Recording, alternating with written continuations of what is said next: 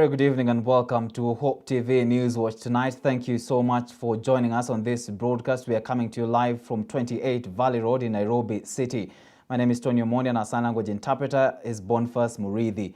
Now, the supremacy battles between Nairobi Governor Mike SONKO and Nairobi Metropolitan Service NMS Director General Mohamed BADI may now come to an end after SONKO announced a truce between BADI and him. The governor, who spoke in Nairobi during an event to issue title deeds to residents of Nairobi, said he had decided to bury the hatchet to ensure service delivery to Nairobi residents.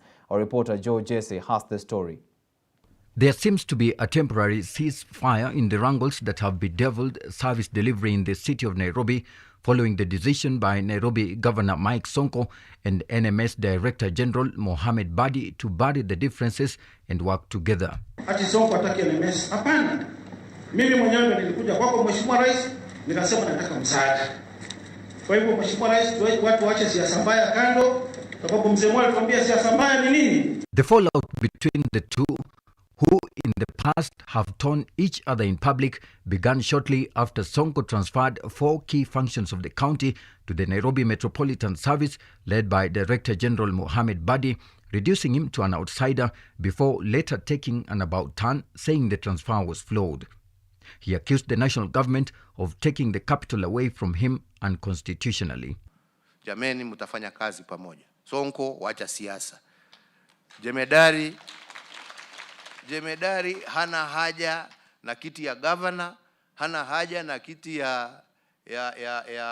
MCA, hana haja na kiti ya speaker.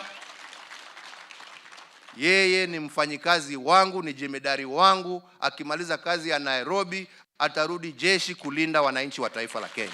The two leaders, depicting a united front in the presence of President Uhuru Kenyatta on Wednesday, agreed to end the feud and work together for the development of Nairobi, raising hope among the residents of Nairobi that service delivery in the capital will be fast-tracked, including the development of 21 new hospitals, drilling of over 200 boreholes to provide free water, and upgrading of access roads across the city in recent months. I would also like to tell Governor Mike SONKO, I'm not pushing him out. We are working together as per your guidance. The move by the two comes just a day after SONKO blamed former Nairobi County Speaker Beatrice Elachi for the bitter rivalry between him and NMS boss after Elachi resigned, a move that has continued to raise eyebrows. Shida zilikuwa zinakuwa created na insider mkubwa alikuwa Beatrice Elachi akitumiwa na watu kwa ofisi ya rais. Tutaogopa kusema. Basi sisi tunaheshimu rais. Tunataka maendeleo kwa watoto wa Nairobi vile nimeongea kwa hotuba yangu. I think what the governor should now do, I think I was the biggest stumble on him. But I want to pray for my governor this morning. Governor, focus on God. Focus on God. Stop threatening people's lives, children, people's families. It does not help, my governor. The two were speaking at an event where President Uhuru Kenyatta issued 2,100 title deeds to landowners in Kayole, Dandora, Mathare and Kariobangi, Nairobi County. Kwa muda mchache sana tumeweza kutoka wakati nilichukua usukani kudouble idadi ya wananchi ambao wameweza kupata vyeti vyao vya kumiliki mashamba yao ama maploti yao. Tumetoa sasa karibu vyeti milioni 5 na kitu kwa wananchi wa Kenya. Na tutaendelea na hiyo kazi. On February 25th, SONKO signed a pact allowing transfer of key services to NMS boss Mohamed BADI, with Kenya Revenue Authority KRA taking charge of the revenue collection in the city. Reporting for Hope TV News Watch, I'm Joe Jesse. Amani National Congress ANC Party Secretary General Barack Muluka has resigned from the Musalia Mudavadi-led party. In his resignation letter to Mudavadi, Muluka said that having completed the tasks assigned to him, such as publishing Mudavadi's biography and helping to reorganize and strengthen the party, it was time for him to seek new horizons. Muluka further noted his resignation will ease Mudavadi's ambitions ahead of the 2022 general elections. This comes even after the party endorsed Mudavadi as its presidential flag bearer. Our reporter Dickens Luvanda has the story.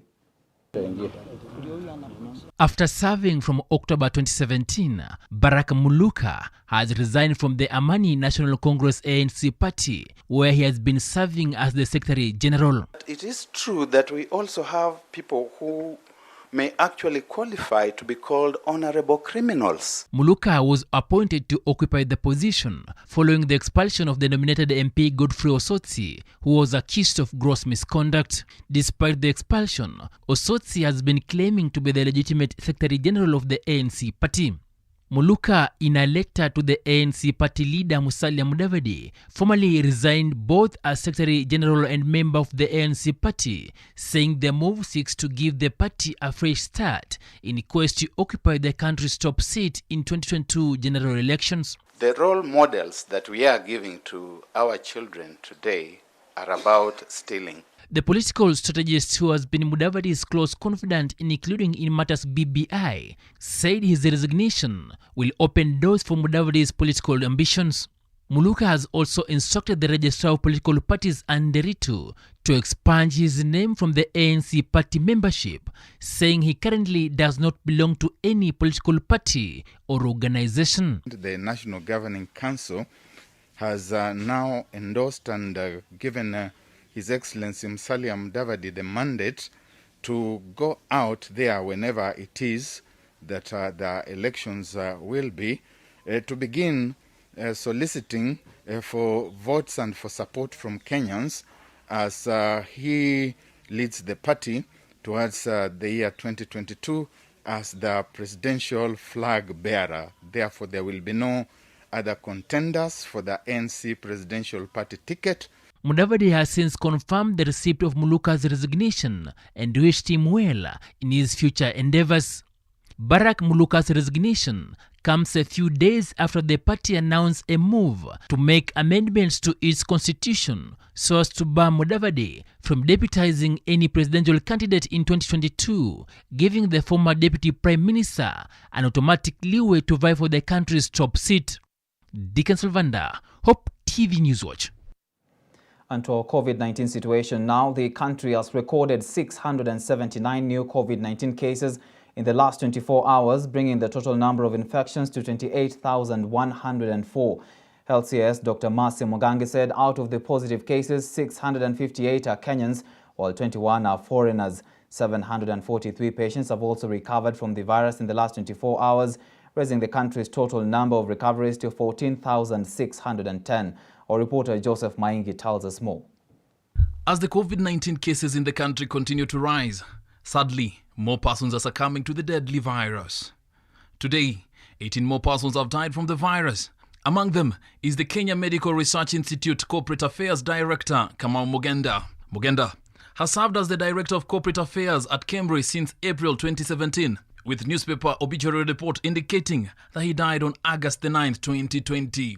Mogenda, who is also an elder at the Presbyterian Church of East Africa in Evergreen Church, Runda, has been buried at his Weru home, Murwaki Skim, Kinangop Sub-County. The late Mogenda leaves behind a widow, Anne Wangeshi Kamau, two children, Roslyn Mbayu Kamau and Charlene Wanjiro Kamau. While announcing the country's daily COVID-19 update, Health Chief Administrative Secretary Dr. Mercy Mwangangi has eulogized Mogenda as an astute healthcare worker. Mr. Kamau Mogenda was the Director of Corporate Affairs since April 2017, an exemplary worker who will be remembered for human resource development, for automation of the Institute's processes, for implementation of the ERP system, and for infrastructural development. The country's case fatality rate now stands at 1.6%, with a total of 456 fatalities so far. Meanwhile, 679 new COVID-19 cases have been detected from the 6,590 samples tested within the last 24 hours, raising the country's infections of COVID-19 to 28,104. 21 of the new patients are foreigners, with the youngest being a 1-month-old infant. This now brings our total caseload to 28,104 in the country, with a total cumulative tests of 369091. From these cases, we have 658 Kenyans, while we have 21 foreigners. 400 are male, whereas 279 are female. The new cases are spread in the counties of Nairobi with 349, 69 cases in Kiambu, 35 cases in Kajiado. Nyeri County recorded 23, 25 cases were recorded in Machakos, 18 cases in Garissa, 16 cases in Mombasa, Kericho 14. Uasin Gishu 13, Nyandarua 13, Tharaka-Nithi 11, Laikipia 9, Nakuru Migori 8, Kisumu 7, Nandi, Busia 6, Meru 5, Muranga, Kirinyaga, Makueni and Isiolo have 4, Tana River, Trans Nzoia as well having 4, Homa Bay, Embu, Kitui having 3, Kitui, apologies, having 2, Vihiga 2, Narok 2, Kilifi 2, Kakamega 1, Baringo, Samburu, Siaya, Bomet, Taita Taveta and Nyamira all having 1 case. On a positive note, the country's recoveries have now surpassed the 13,000 mark. This is after 743 patients having recovered from COVID-19, raising the recovery toll to 14,610. Of which 685 are from the home-based care program, whereas 58 were discharged from various facilities. Joseph Maingi, Newswatch in Nairobi. Away from that now, as the Interfaith Council continues to ease church restrictions, Kenyans have added their voice to the measures that were given on Tuesday by the Bishop Anthony Muheria-led committee. Some have welcomed the decision to increase the age limit and the service duration, saying the church has been a safe haven to relieve their stresses and depression. Mark Imondo prepared this report for us. Tumefuatilia masharti kulingana na vile tuliwaomba. Just a day after the Interfaith Council on the national response to the coronavirus pandemic announced new rules for phase 1 reopening of places of worship. Many Kenyans from different denominations are feeling that the government should lift some more restrictions. Wangetupatia muda wa kutosha vile tulikuwa tukishiriki kama kawaida. Ni kwa sababu tunaona masokoni watu wanashinda tangu asubuhi mpaka jioni. Kwa supermarkets watu wanashinda tangu asubuhi mpaka jioni. Kwa kampuni watu wanashinda tangu asubuhi mpaka jioni na kuna watu wengi kuliko wale wanaokuwa katika ibada. Places of worship will hold services for longer from next week on Tuesday. This is according to the revised guidelines by the Interfaith Council. To some Kenyans, 90 minutes is pretty last more so to worshippers who are used to conduct services more than 3 hours. Who wants to worship? Nobody who does not need God. But the problem is they have to add something that is can make everybody understand and feel well to whatever what the religion means. Religion is for everybody or Muslim. But 30 minutes is not enough. If they can add 2 hours, it can be better because people can go 3 trips. The council on Tuesday changed the age limit to over 6 to 65 years from the initial 13 to 58 years, something that has so many people expressed their feelings with regards to the adjustment. Lakini sasa nasikia walisema 65.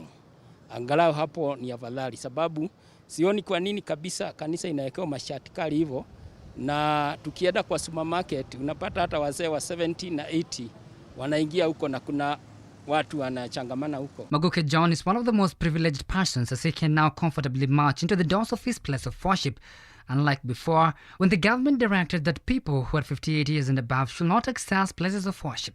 Because church is the most important thing, mostly for old men like us, which is a place we can cool our temper. So about the COVID going on, people are so much worried.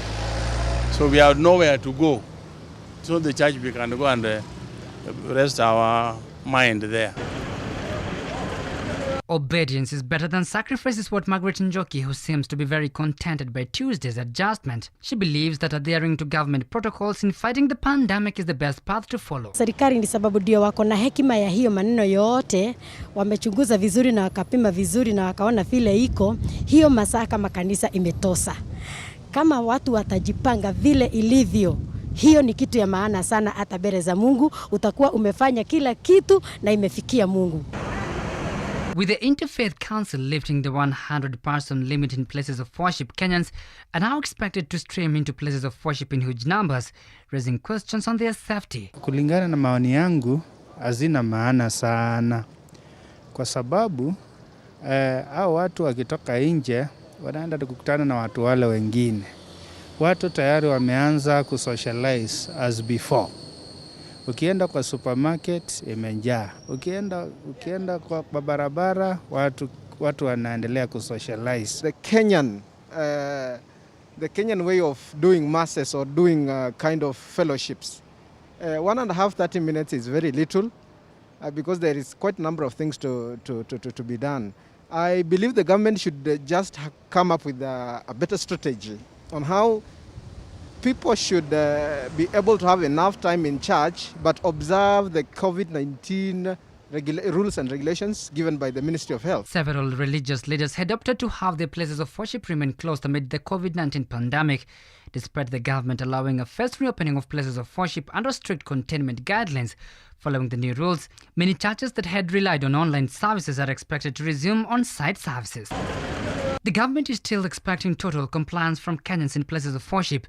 This to reduce the spread of the killer virus that has so far claimed the lives of thousands globally. Meanwhile, Kenyans are left with an obligation of remaining vigilant now that the disease is surging in the country with the cases increasing daily. Mark Kimondo for Hope TV Newswatch.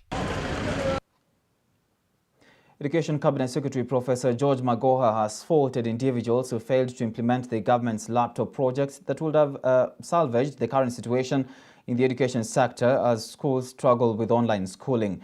The Education CS took a swipe at individuals who he said failed to ensure the implementation of laptop project for all school-going children, which would have come in handy in ensuring learning continues as the nation battles the pandemic. Grace Ongoi reports. It has not been a smooth sail for learners in the country. After COVID-19 hit the country about 5 months ago, leaving them in extended long holiday with a little hope of resumption as positive COVID-19 cases continue escalating. A couple of days have passed since Professor George Magoha announced that universities will not be resuming in September, but will have to wait till January when they are expected to have made better arrangements to accommodate the students as well as keep the virus at bay. We have 1 month to go, and these institutions are definitely not ready. The CS for Education, after a consultative meeting with Vice Chancellors on university education and research reform, said he has only visited 3 universities to assess the level of preparedness. Universities are required to have water stations to allow for washing of hands, as well as ensure social distancing is observed in classes and hostels. The universities that I've inspected are Maseno, Egerton and Strathmore. And in that order, Strathmore was perhaps the one that was nearest to complete. I think they require to do a little bit more in order to comply. The good news is that most of them are having excellent online courses. I was saying that I have a relative who is doing LLM exams online as we talk now. So the universities are working. With regards to face-to-face, I think the greatest challenge is going to be in the boarding halls, where they have to rethink and re-engineer how they are going to do it. It may not be so difficult because they may decide to allow a certain cohort of students to come and another cohort to stay at home.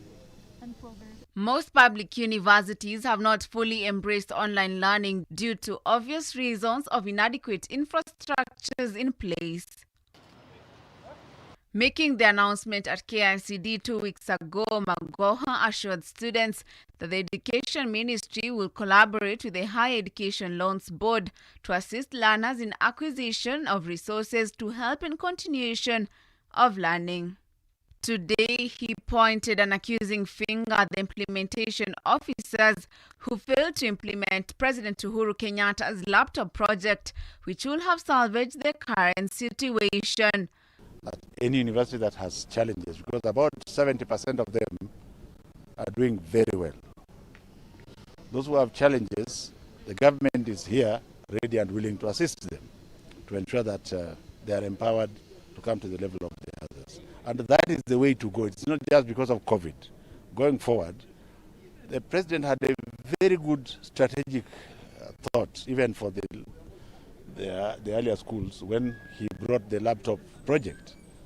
But as usual, the implementers were not as good as we expected. Otherwise, this would have found us ready, and it would not have been a big issue, even for the other schools. Grace Wangoi, Hope TV News Watch. Well, we do apologize for that technical hitch there. Now, police officers in Vihiga County had a rough time to control protesting health workers who camped at the office of the Governor Wilberforce Otichilo demanding their salaries. Accompanied by the Vihiga County Civil Society Organization, the health workers led a peaceful protest to demand for their 10 months and paid salaries, accusing the county government of misusing COVID-19 funds.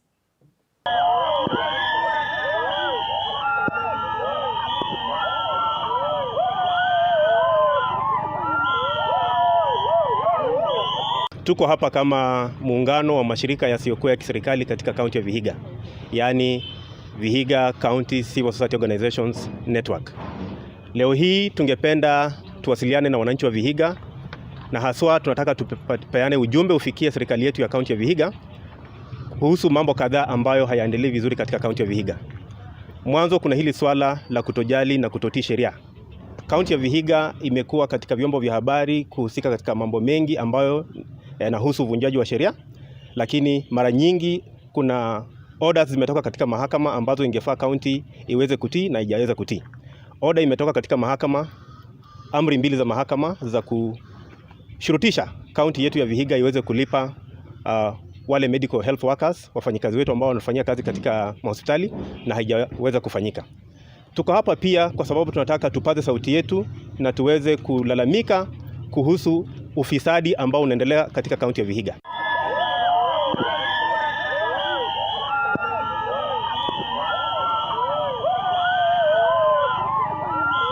All right, we're now taking a short commercial break on News Watch. We still have much more lined up for you to stay with us.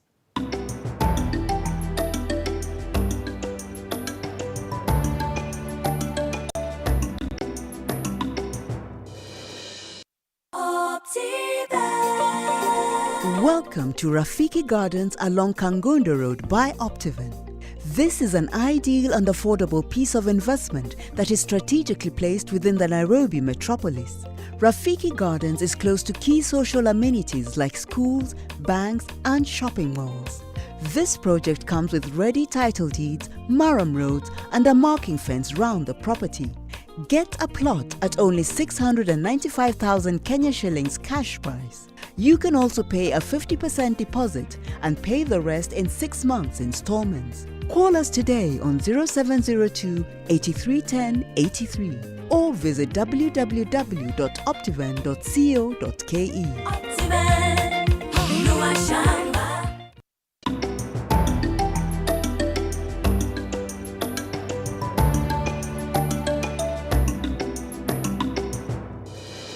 Welcome back to the broadcast. You're watching Hope TV News Watch.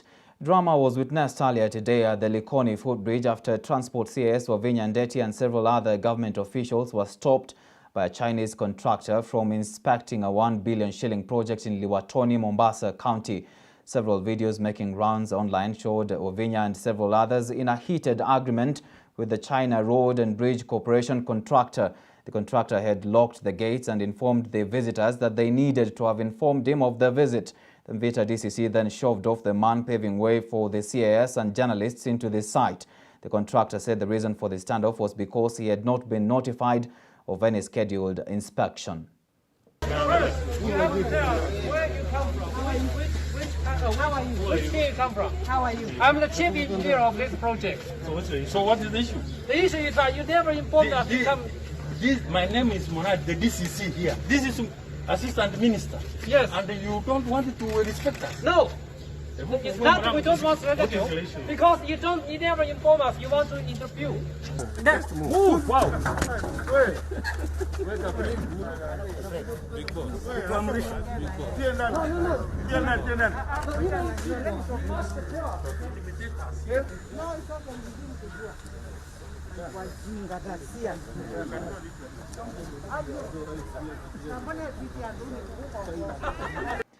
To other news now, the government has embarked on a campaign that seeks to profile and arrest pedophiles to stem the spiraling teenage pregnancies in Kitui County after 3,000 cases of teenage pregnancies were reported since March. Speaking in Mavoko informal settlement in Mwingi town after inspecting kazi mtaani activities, Kitui County Commissioner John Ondengo warned adults impregnating underage girls that they will face the full force of the law. Chiefs, together with their assistants, are already on the ground apprehending the culprits who have allegedly defiled and impregnated teenage girls. Ondengo said once schools reopen from next year, the girl child should be protected to ensure their future is safeguarded. Ma chiefs na assistant chiefs wamewekwa mstari ya mbele na askari. Watakuja kushika yule msichana ambao ameshika mimba na kijana ambao amempatia hiyo mimba. Wote wawili watasukuma korokoroni. Kwa sababu nani anakuruhusu wewe naye unaenda kushikana na vijana ni upate mimba ya mapema? If you are under 18 years, you cannot consent to sex. So kijana mvulana ambao amekutia mimba hawezi kuja kusema ya kwamba msichana alikubali. Wewe msichana ambao unakubali na uko under age, wewe pia tutakusukuma ndani, kwa sababu kisheria uruhusiwi kufanya nini? Kukubali. Na mvulana si ndani ya kwamba msichana akikubali ambao ni under age, utakuwa umejinasua, ndio utakuwa umejinasa kabisa.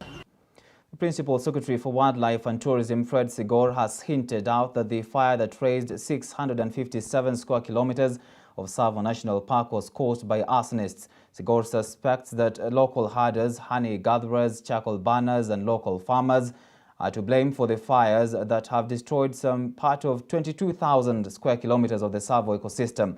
Sigor said the fire incident could escalate to the persistent human-wildlife conflict as animals have migrated from their habitat ecosystem to human settlements. The PS also said the fires have affected the biodiversity conservation, tourism activities and revenue collection. Like the PS has mentioned, is a crime. And once a crime is committed, it cannot be left just like that. We have to go for those who committed the crime, and so that nobody does a similar thing in future. We think that those who have ranches and are aware of maybe one or two people who are suspected to have, ignited the fire, maybe maliciously, we want to know them. We've asked our CID officers to investigate, and I'm sure they'll come up with something.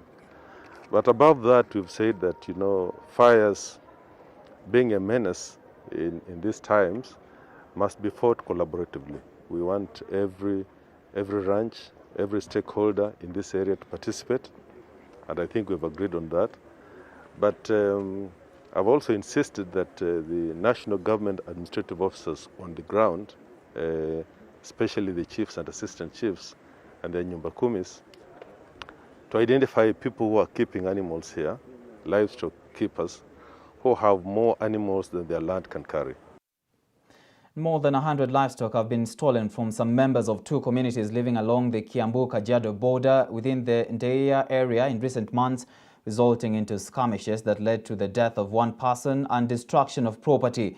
Chairing a peace meeting at the Bomas of Kenya on Tuesday, Rift Valley Regional Commissioner George Natembea urged Maasai and Kikuyu elders to work together and prevent the escalating tension between the two communities. This comes after an incident where livestock was stolen from Kajiado over the weekend in what was seen as a retaliation by the Kikuyu community due to constant theft of their animals. The people from Kiambu are demanding 75 goats and 7 cows from their neighbors from Kajiado, while those from Kajiado are also demanding 20 goats and 19 cows.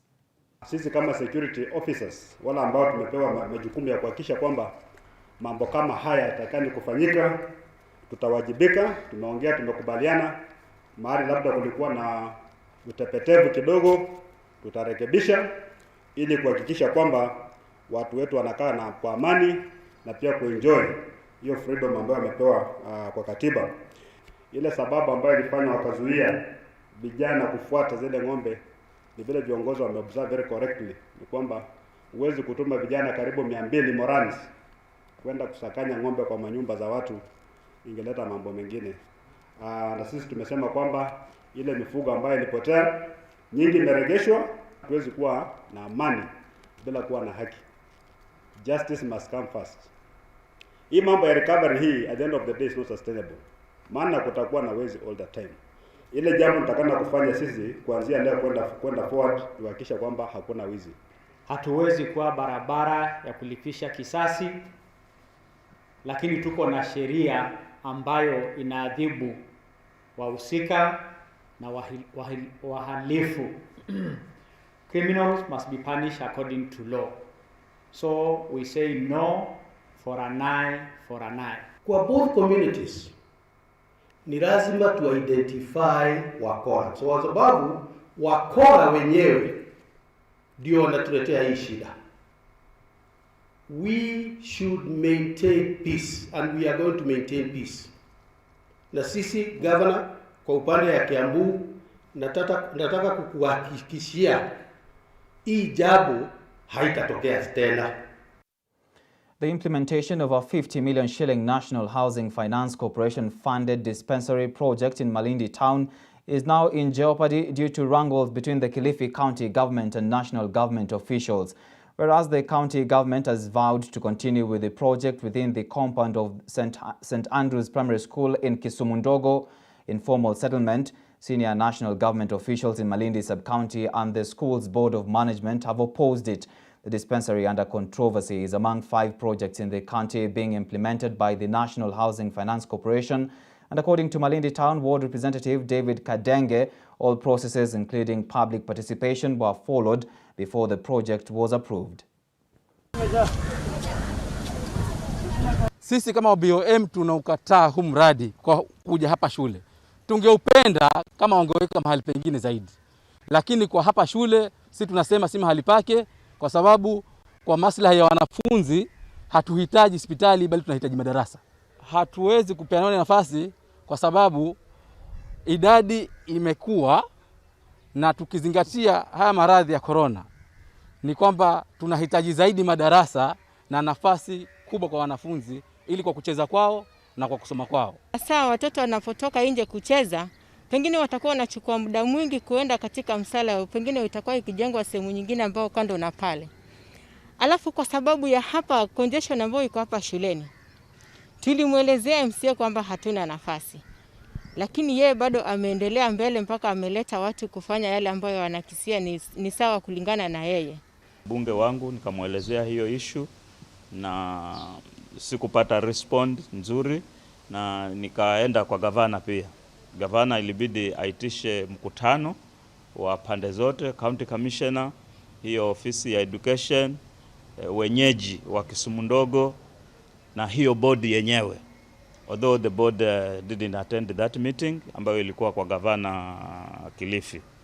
Na jibu ambalo lilitoka kutoka kwa county commissioner na gavana, mheshimiwa gavana, ni kuwa contractor aletwe on site na aanze kazi.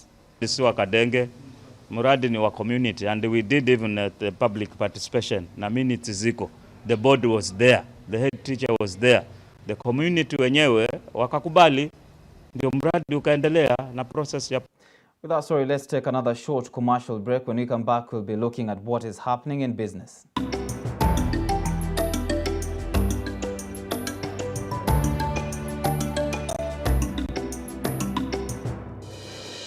Hope TV is where you look and live, offering some of the best family entertainment programs with Christian movies, in-depth discussions, contemporary Christian worship, and testimony programs. Hope TV provides the life-transforming message of Jesus Christ. We deliver inspirational, informational, and motivational programming with special guests and unmatched teaching. When it comes to watching television, tune in to Hope TV, where you look and live.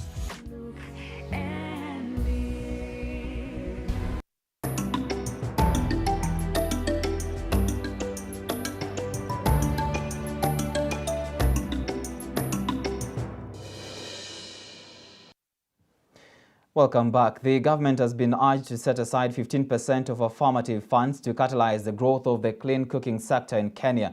This will result in flexible loan requirements for clean cooking innovations and provide funds for targeted gender-focused capacity building and tools to support women entrepreneurs in this sector, even as the country marks Clean Cooking Week.